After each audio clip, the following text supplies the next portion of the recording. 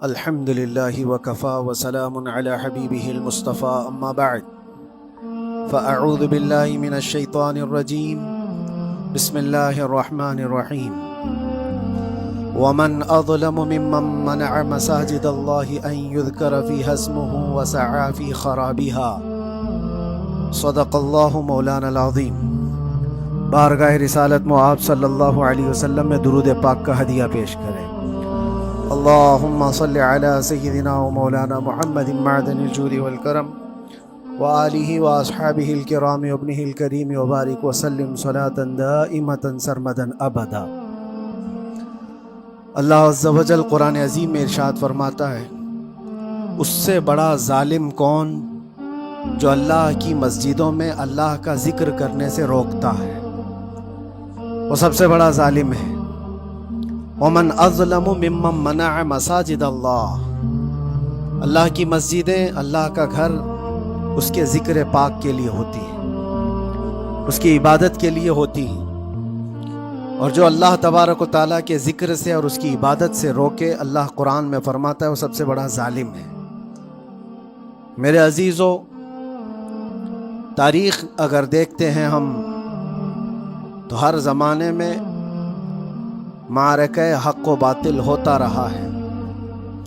باطل طاقتیں ہمیشہ یہ چاہتی ہیں کہ اللہ کے ذکر کو روکیں، کیونکہ طاغوت شیطان جس کا ذکر قرآن میں ہے وہ ہمیشہ سے یہ چاہتا رہا ہے کہ اللہ کا ذکر کرنے والوں کو روک دیا جائے، کیونکہ اس نے اللہ تبارک و تعالیٰ سے یہ وعدہ کیا، چیلنج کیا تھا، لَأَقْعُدَنَّ لَهُمْ صِرَاطَكَ الْمُسْتَقِيمِ، اے رب میں تیرے سیدھے راستے پر بیٹھ جاؤں گا، ثُمَّ لَآتِيَنَّهُمْ مِنْ بَيْنِ أَيْدِيهِمْ وَمِنْ خَلْفِهِمْ وَعَنْ أَيْمَانِهِمْ وَشِمَائِلِهِمْ، اور میں اس سیدھے راستے پر جو بھی گزرے گا اس کو کبھی سامنے سے آ کر بہکاؤں گا، کبھی پیچھے سے آ کر بہکاؤں گا، کبھی دائیں سے کبھی بائیں سے۔ اور اللہ تبارک و تعالیٰ سے شیطان مردود یہ کہتا ہے، وَلَا تَجِدُ أَكْثَرَهُمْ شَاكِرِينَ، تو تیرے بندوں میں شکر گزار بندے نہیں پائے گا۔ مطلب یہ ہے کہ ابلیس لعین مسلسل یہ کوشش میں ہے کہ اللہ تبارک و تعالیٰ کے بندوں کو اس کے ذکر سے دور کرے، اس کے شکر سے دور کرے۔ آج بھی وہ کیفیت ہم دیکھتے ہیں کہ سب سے زیادہ اللہ کے ذکر سے روکنے کے لیے جو شیطانی طاقتیں کوشش کر رہی ہیں، مگر میرے عزیزو یہ تمہارا امتحان ہے، تمہارا امتحان ایسا کہ کبھی یہ مت سمجھنا کہ تم خالی ہو، کیونکہ قرآن پاک اللہ تبارک و تعالیٰ 21ویں پارے میں فرماتا ہے، اَحَسِبَ النَّاسُ أَن يُتْرَكُوا أَن يَقُولُوا آمَنَّا وَهُمْ لَا يُفْتَنُونَ، کیا لوگ یہ گمان کر کے بیٹھے ہیں کہ وہ ایمان لے آئے تو ہم ان کو آزمائیں گے نہیں، یا ان کو چھوڑ دیا جائے گا؟ جو ایمان لایا ہوا بندہ ہے وہ آزمایا جائے گا۔ ایمان اگر تمہارے پاس ہے تو تمہیں امتحان سے بھی گزرنا ہی ہوگا۔ یہ ایمان کسی حلوہ پراٹھے کا نام نہیں ہے، کھا کر کے مست نیند سو جائے، پھر اسے اس دار فانی میں، اس دنیا میں امتحانات سے گزار کر کے اپنے ایمان کی کسوٹی کو دکھانا ہوگا۔ اسی لیے قرآن یہ بھی کہتا ہے کہ تمہیں کیسے کیسے آزمایا جائے گا، وَلَنَبْلُوَنَّكُمْ بِشَيْءٍ مِّنَ الْخَوْفِ وَالْجُوعِ وَنَقْصٍ مِّنَ الْأَمْوَالِ وَالْأَنفُسِ وَالثَّمَرَاتِ، ہم تمہیں آزمائیں گے کبھی بھوک سے، کھانے کی قلت سے، اور کبھی خوف سے، ڈر آئے گا تمہارے پاس، اور پھر اللہ تعالیٰ فرماتا ہے کبھی مال و دولت کی کمی سے، وَنَقْصٍ مِّنَ الْأَمْوَالِ وَالْأَنفُسِ، کبھی لوگوں کی جان چلی گئی ہو، کثرت سے تمہارے عزیز مر گئے، یہ بھی آزمائش ہے، اور پھلوں کی کمی۔ اللہ تعالیٰ فرماتے ہیں یہ 5 چیزیں ہیں جو تمہاری زندگی میں آئیں گی اور تمہیں آزمایا جائے گا، اور ان کمیوں کے وقت تمہارا ایمان دیکھا جائے گا تم کیا کہتے ہو۔ اور اللہ تعالیٰ فرماتا ہے جب کبھی تمہیں بھوک سے آزمایا جائے، خوف سے، ڈر سے آزمایا جائے، اور مال کی کمی سے آزمایا جائے، امتحان لیا جائے، تو اس وقت جو بندہ یہ کہتا ہے، اللہ فرماتا ہے انا للہ و انا الیہ راجعون۔ اللہ تعالیٰ فرماتا ہے ان لوگوں کو یہ بشارت ہے، ان صبر کرنے والوں کو یہ بشارت ہے کہ جب ان پر مصیبت آتی ہے تو یہ کہتے ہیں ہم اللہ ہی کے ہیں اور اللہ ہی کی طرف لوٹنے والے ہیں۔ یہ مصیبت کے وقت یہ جو 5 چیزوں سے آزمایا گیا ہے، ان آزمائش کے دور پر جو بندہ اللہ تبارک و تعالیٰ کی اس عطا پر راضی رہتا ہے وہ صبر کے ساتھ نکل گیا ہے۔ آج کے دور میں بھی میرے عزیزوں بے شمار جانیں ہماری درمیان سے جا رہی ہیں۔ آپ کو اندازہ ہے موت اتنی عام ہو گئی ہے، اتنی عام ہو گئی ہے کہ اب لوگوں کو موت پر کوئی افسوس بھی نہیں ہوتا۔ ہر دن خبریں موت کی سرخیاں چھاپتی ہیں۔ 100-200 کی موت کوئی معنی نہیں رکھتی آج۔ فلسطین کے نہتے بچوں میں تقریباً 45,000 لوگ سال بھر میں مر گئے۔ 45,000 کوئی تعداد ہوتی ہے کہ نہیں ہوتی؟ اتنی بڑی جانوں کا جو نقصان ہے یہ آزمائش ہے، اور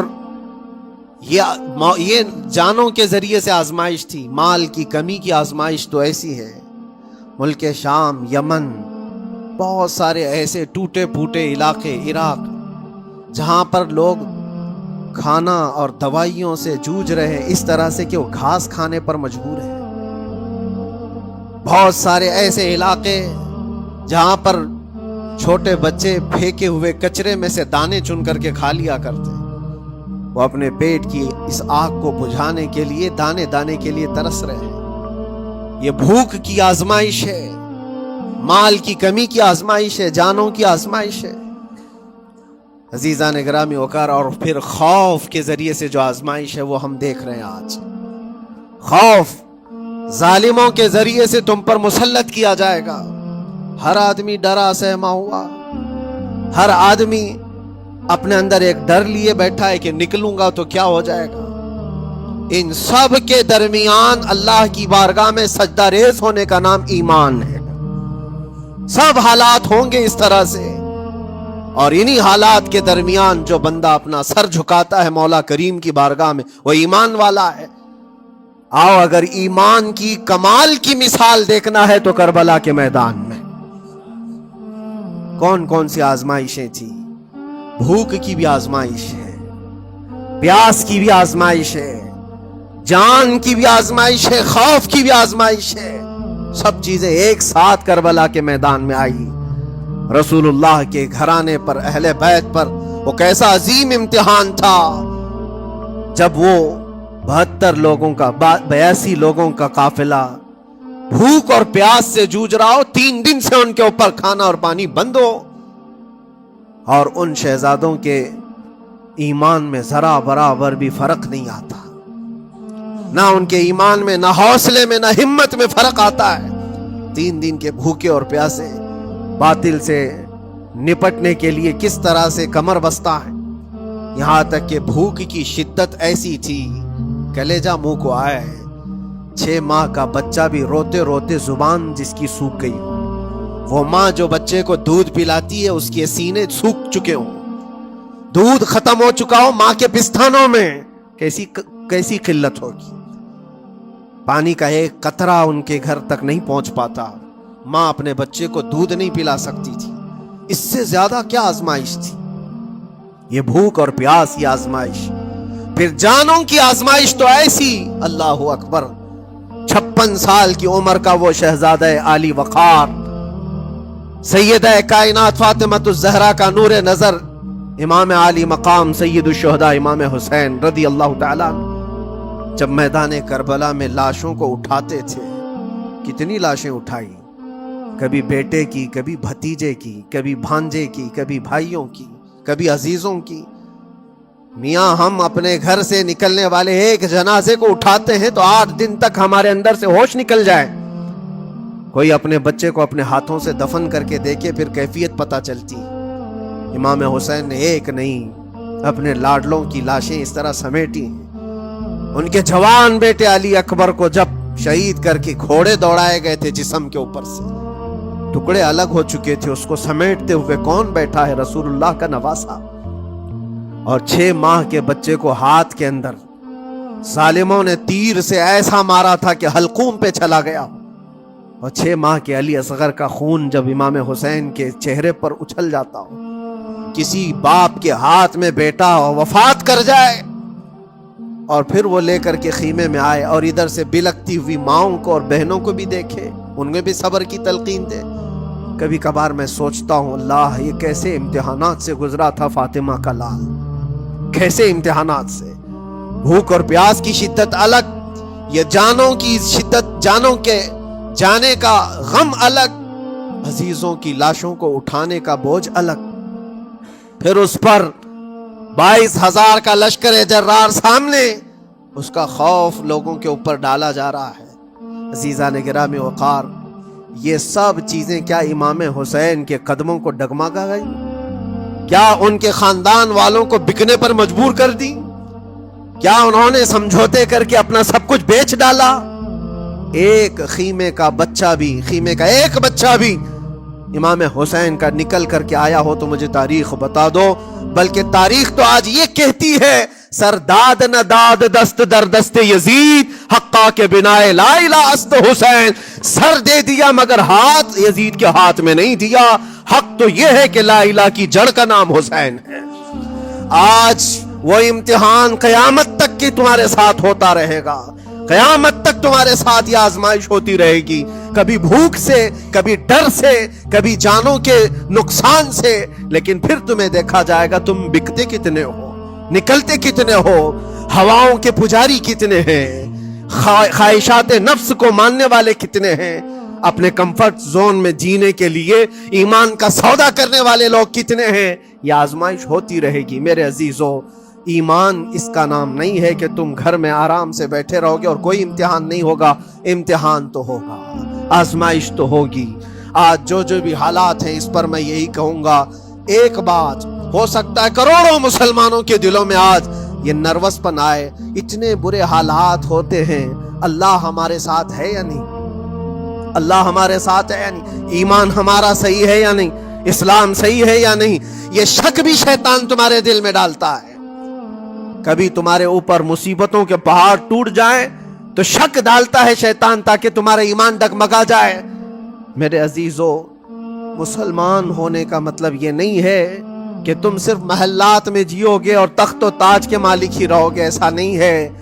ایمان والوں کو احد میں 70 جانیں بھی دینی پڑی ہے، بدر میں ان کے ساتھ جو معاملات ہوئے ہیں، فتح اگرچہ بدر میں ہوئی لیکن جنگ احد کا اگر منظر دیکھو گے، اللہ اکبر، وہ رسول پاک صلی اللہ تعالی علیہ وسلم کے شہدائی صحابہ جب احد کے میدان میں کھڑے تھے، 70 صحابہ کی ایسے جانیں گئی ہیں، اگر میں تفصیل بتاؤں تو بہت لمبا وقت ہوگا۔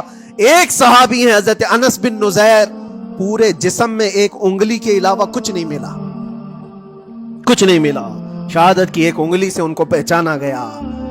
حضرت سعد بن ربیع، یہ ایسے صحابی ہیں جن کا پیٹ پورا پھاڑ دیا گیا تھا اور 12 نیزے مارے گئے تھے۔ وہ سید الشہداء امیر حمزہ بھی تو اسی احد کے میدان میں شہید ہوئے، جن کو بھالے سے مارا گیا اور چیر کر کے ان کا کلیجہ چبایا گیا تھا۔ عبداللہ بن جہش اسی میدان میں انتقال کیے ہیں، جن کے جسم کے 80 ٹکڑے کر دیے گئے تھے اور ہر ٹکڑے کا ہار بنا کر ظالموں نے پہنا تھا، ہار بنا لیا تھا جسموں کے۔ یہ سارے منظر احد کے میدان میں ہوئے، اور کون سے ایمان والے؟ وہ رسول اللہ کی اقتداء میں نماز پڑھنے والے، حضور پاک کے چہرے انور کو دیکھنے والے۔ جب ان کے ساتھ یہ آزمائشیں ہو سکتی ہیں تو ہم کون سی گاجر مولی؟ ہمارے ساتھ بھی آزمائشیں ہوں گی، جس کا جیسا ایمان ہوگا ویسا وہ امتحان بھی دے گا، اسی امتحان سے وہ گزارا جائے گا۔ مگر میں آج کروڑوں مسلمانوں کے دلوں کے بارے میں یہ بات کہنا چاہتا ہوں کہ اگر نروس پن ہے کہ یہ حالات ایسے کیوں ہیں، حالات ہر زمانے میں ہوتے رہیں گے۔ ستیزہ کار رہا ہے ازل سے تا امروز، شرار ابو لہبی سے چراغ مصطفی، ہماری تاریخ ہے، یہ تاریخ ہے میرے عزیزو۔ اللہ تعالیٰ قرآن میں فرماتا ہے تِلْكَ الْأَيَّامُ نُدَاوِلُهَا بَيْنَ النَّاسِ، یہ دن ہیں جو ہم لوگوں کے درمیان پلٹتے رہتے ہیں، کبھی تم بادشاہ بنو گے، کبھی فقیر بن جاؤ گے، اور آج جو تخت پر ہیں ہو سکتا ہے وہ کل ڈگر ڈگر گھوم رہے ہو۔ آج جن کو طاقت کا نشہ ہے ہو سکتا ہے وہ بھیک مانگنے پر بھی مجبور ہو جائے. لیکن ایک بات یاد رکھنا، نروس پن اپنے دل میں آنے نہ پائے. ان حالات سے دیکھ کر کے گھبرا نہ جانا. ایمان تمہارا سچا ہے، اللہ کل بھی تمہارے ساتھ، آج بھی تمہارے ساتھ. بس تمہاری عبادت میں فرق آنے نہ پائے، تمہارے سجدوں میں کمی ہونے نہ پائے، تمہارے ایمان میں تزلزل آنے نہ پائے. اللہ ایک ہے تو ایک ہے، اللہ سچا ہے تو سچا ہے. میں نے اللہ کو نہیں دیکھا لیکن اللہ پر ایمان ضرور ہے. یہ یقین اور یہ عقیدہ تمہارا مضبوط رہے. ہاں ہمیں معلوم ہے، کچھ لوگ ہم سے پوچھتے بھی ہیں، اللہ تبارک و تعالیٰ پوری کائنات کا مالک جس نے ہر چیز پیدا کیا اور اس کی عبادت کرنے والے ہو آپ، لیکن پھر اسی اللہ رب العزت کی یہ مسجدیں کیوں ڈھائی گئی؟ کیوں مسجدوں کو ختم کیا جا رہا ہے؟ اللہ کے ذکر کو روکنے کے لیے طاقتیں پوری مسجدوں کو ڈھانے کی کیوں بات کرتی ہیں؟ پھر اللہ کچھ کیوں نہیں فرماتا؟ میرے عزیزو، یہ کائنات ہے جس کو اللہ نے اسباب پر بنا کر بھیجا ہے اور تمہیں عمل کے لیے بھیجا گیا ہے. تمہارا عمل دیکھنا ہے، تم کتنے پابند ہو، تم کتنے اپنی حفاظت کرتے ہو، تمہارے ایمان کی، تمہاری عبادتوں کی، تمہاری مسجدوں کی. تم مسجدیں خالی کر کے گھوم رہے ہو، فجر کی نماز میں اپنے گھروں پر سوئے ہو اور پھر اللہ کے گھروں کی حفاظت کی بات کر رہے ہو کہ مسجدیں ڈھائی جا رہی ہیں، مسجدوں پر آکرمن ہوتا ہے. یہ ساری باتیں کیوں؟ تم جب ان صفوں کو خالی کر دو گے، یہ مسجدیں چیخ چیخ کر پکارتی ہیں اللہ کی بارگاہ میں. پل بھر میں بنا لی، شب بھر میں بنا لی مسجد تو ایمان کی حرارت والوں نے. من اپنا پرانا پاپی تھا، بچپن سے نمازی بن نہ سکے. مسجدیں بڑی بڑی شاندار بنا لینا اور اس کو آباد نہ کرنا، یہ بھی تو ظلم ہے. آپ ان مسجدوں کی حفاظت کی جو بات کر رہے ہیں، ان مسجدوں کی حفاظت صرف کمیٹیاں بنانے سے نہیں ہوتی، نمازوں سے ہوتی ہے، اس کے اندر تلاوت قرآن سے ہوتی ہے. عزیزان گرامی، اور پھر یہ بات ان ظالموں کے لیے کہ اگر وہ ہاتھ لگا کر مسجدوں کو اکھاڑنا، پھینکنا اس کو اپنی طاقت کا ذریعہ سمجھتے ہیں تو سمجھ لو تھوڑے دن کی بات. اگر اسی کا نام طاقت ہے کہ عبادت گاہوں کو مسمار کر کے طاقت کے تخت کو بٹھایا جائے، تو یاد رکھنا بڑھتے بڑھتے بڑھتے تمہارا نشہ کہیں تمہیں فرعون نہ بنا دے. اور اگر فرعون بن گئے تو انتظار کرو، اللہ تعالیٰ بڑے بڑے فرعونوں کو صرف پانی سے ہلاک کرتا ہے. بہت بڑے بڑے نمرودوں کو اللہ تعالیٰ مچھر سے ہلاک کرتا ہے. وہ ابرہہ بھی تو آیا تھا جو کعبہ ڈھانے کے لیے آیا تھا، ہاتھیوں کا لشکر لے کر آیا تھا، جس کا ذکر قرآن پاک میں الم تر کیف فعل ربک باصحاب الفیل. اے محبوب، کیا آپ نے نہیں دیکھا ہاتھی والوں کے ساتھ اللہ نے کیا معاملہ کیا؟ پورا ہاتھیوں کی فوج لے کر آیا تھا کعبے کو ڈھانے کے لیے. ہوا کیا؟ کعبہ کو ڈھانے کے لیے اتنی خطرناک فوج تھی اور مکہ والوں میں لڑنے کی اتنی طاقت نہیں تھی. اللہ کریم نے ابابیل چڑیوں کی ایک فوج کو بھیجا. ہاتھی کہاں اور چڑیا کہاں؟ کوئی مقابلہ ہوتا ہے؟ کوئی مقابلہ ہے؟ تصور میں نہیں آتا. لیکن رب تبارک و تعالیٰ کا ایک دستور ہے، بڑی بڑی طاقتوں کو چھوٹی طاقتوں سے ہلاک کرتا ہے. چھوٹی چھوٹی سی چڑیاں ایک ہاتھ میں تمہارے آ جائیں، ایک چونچ میں اور دو پاؤں میں کنکریاں لے کر آتی تھی، اوپر سے صرف وہ کنکریاں گراتی، ہاتھیوں کے پیٹ پھٹ جاتے اور آگ لگ جاتی تھی. اللہ تبارک و تعالیٰ کی طاقت کا یہ مشاہدہ، قوت کا ایک ہلکا سا اظہار جو مکہ کی ان وادیوں میں ہوا منا، اور اللہ تعالیٰ فرماتا ہے فَجَعَلَهُمْ كَعَصْفٍ مَأْكُولٍ. اللہ نے ان کو ایسا کر دیا جیسے کھائی ہوئی مرغی ہوتی ہے، نوچ نوچ کر کے کھا کر چھوڑی ہوئی مرغی ہو. پوری فوج کی حالت ایسی ہو گئی تھی. کعبہ مکرمہ کو ڈھانے کے لیے آئے، تب اللہ تبارک و تعالی ظالموں کو کس طرح سے نیست و نابود فرمایا. ہمیں یقین ہے میرے عزیزو، اللہ تبارک و تعالی وہ ابابیل بھیجنے والا مولا آج بھی زندہ اور ہمیشہ زندہ رہے گا. وہ حی اور قیوم ہے، ہمیشہ سے زندہ ہے اور ہمیشہ زندہ رہے گا. لیکن تمہارا امتحان ہوتا رہے گا، تمہارا امتحان ہوتا رہے گا.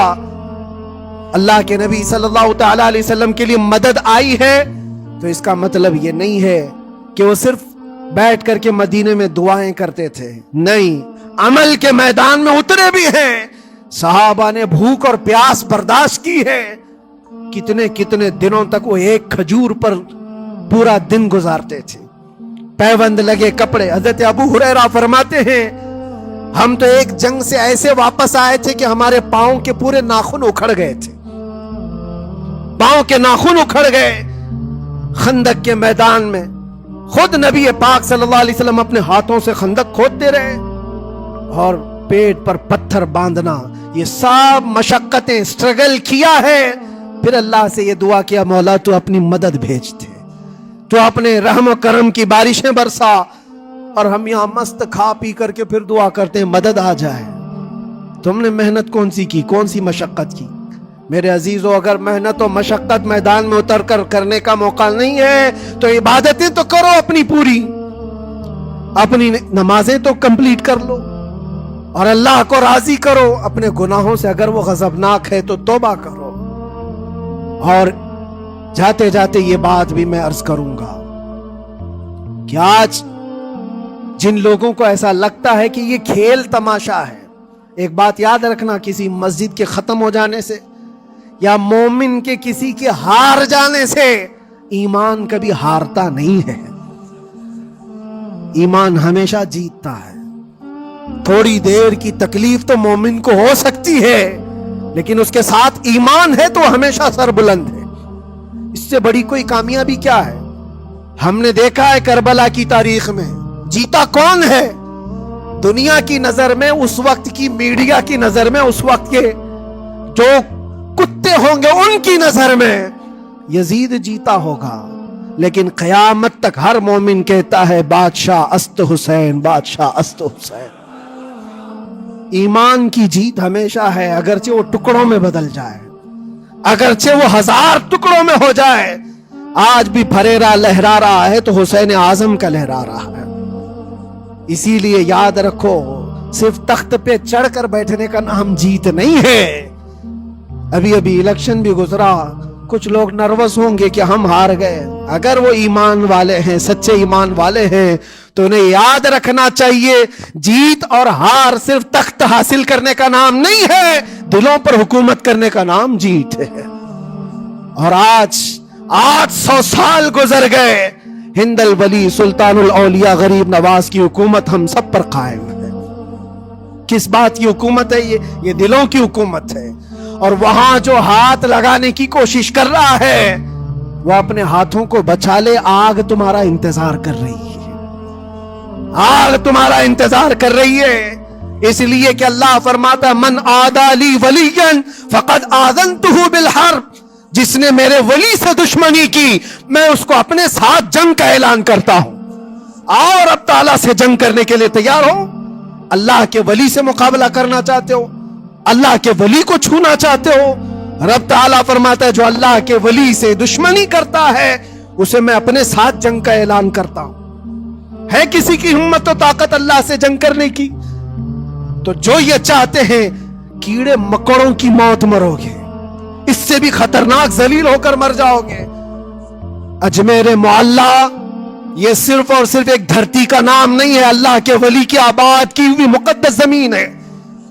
اور ہم سنیوں کی آستھا ایسے ہے، امام اہل سنت فاضل بریلوی اعلیٰ حضرت فرماتے ہیں دنیا بھر میں جہاں دعائیں قبول ہوتی ہیں ان جگہوں میں سے ایک جگہ کا نام اجمیر معلیٰ ہے، جہاں اللہ تعالیٰ دعائیں قبول فرماتا ہے۔ ہم اپنی آستھا ہی نہیں رکھتے میرے عزیزو، اپنی جان بھی حاضر ہے غریب نواز کے قدموں کے لیے۔ اس لیے میں کہنا چاہتا ہوں سرکار غریب نواز رضی اللہ تعالیٰ عنہ کے رکشک، یہ لوگ اگر یہ سمجھتے ہیں کہ مسلمان بکھر گئے ہیں، ٹوٹے ہیں، بکھرے ہیں، ان کے پاس کوئی طاقت نہیں، کوئی سیاست نہیں، اور ہم جس کو چاہیں آکرمن کر کے ختم کر دیں، ہو سکتا ہے ہم سب کو مار ڈالو تمہاری طاقت کے ذریعے، لیکن وہ غریب نواز ہے۔ اپنے باپ داداؤں کی تاریخ یاد رکھنا، پوچھنا، جو غریب نواز کو اٹھانے کی کوشش کیا اٹھ گیا، اور وہ دھرتی پہ آج بھی آباد ہے۔ انشاءاللہ قیامت تک اجمیر معلیٰ چمکتا رہے گا۔